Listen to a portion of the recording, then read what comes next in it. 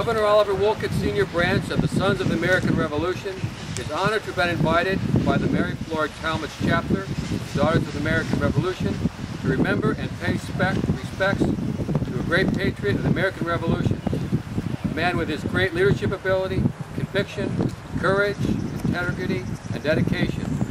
His life was a great adventure story. Benjamin Tallmadge was born on February 25, 1754, in Brookhaven, Long Island, New York. He graduated from Yale College in 1773 at the age of 19 and became the superintendent of Wethersfield High School that same year. In June of 1776, he began his Army career as first lieutenant in Colonel John Chester's regiment, the Wadsworth, Connecticut Brigade, and eventually became captain of a troop in the 2nd Connecticut Light Dragoon Regiment. In the summer of 1778, his dragoons were assigned under Brigadier General Charles Scott, who was Washington's intelligence chief.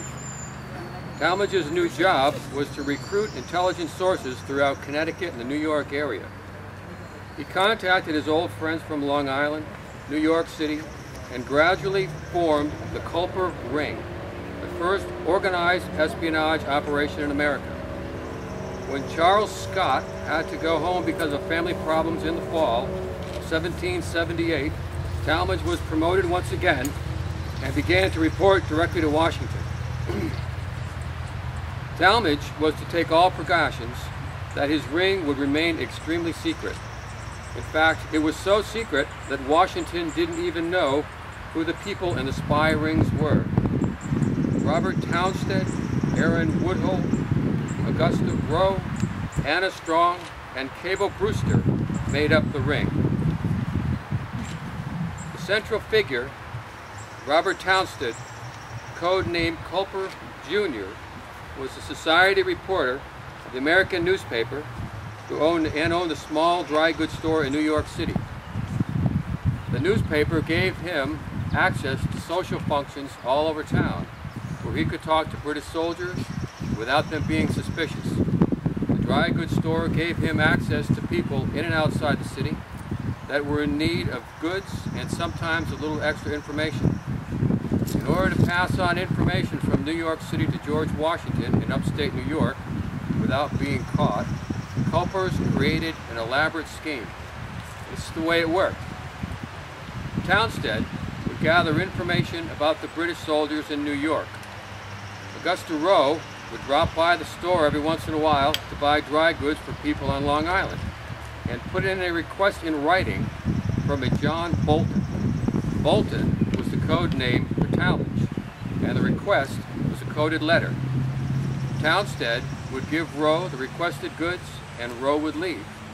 When no one was looking, Townsend would sneak out the back, run up to his small room close to the shop, read what Tallmadge had written, and answer the letter.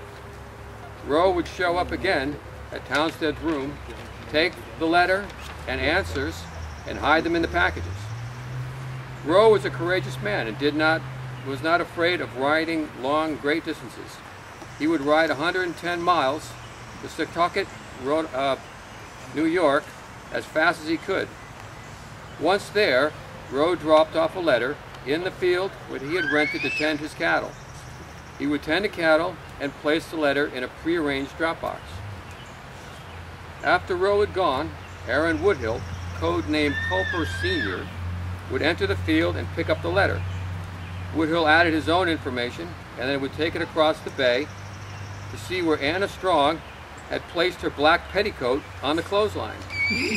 The petticoat was a signal to let Woodhull know that Cable Brewster had arrived in his whaleboat to take the letter across the bay, and the number of handkerchiefs on the line would tell him exactly where Brewster was hiding or in which cove along the shore he was in.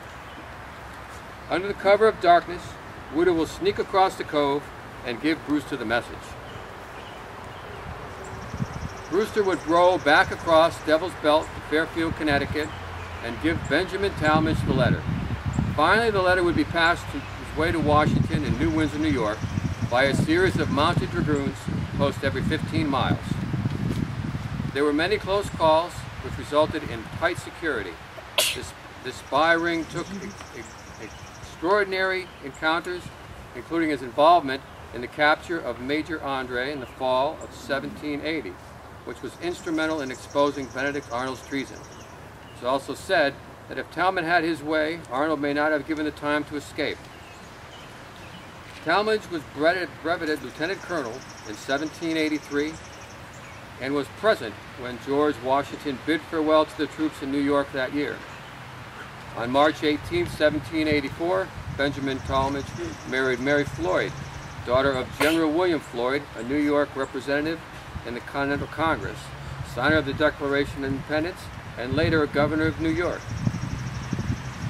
Mary was indeed a daughter of the American Revolution. Benjamin and Mary resided here in Litchfield on North Street. Together they had 7 children, one of whom was named George Washington Tallmadge.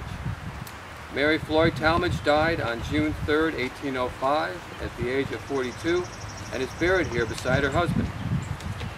Benjamin became a successful merchant and bank president, and from 1801 to 1817, he was elected representative of the United States Congress. Benjamin Tallmadge died in Litchfield on March 7, 1835, at the age of 81.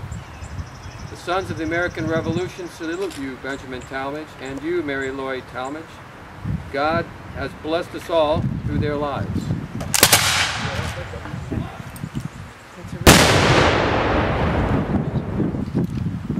Fire!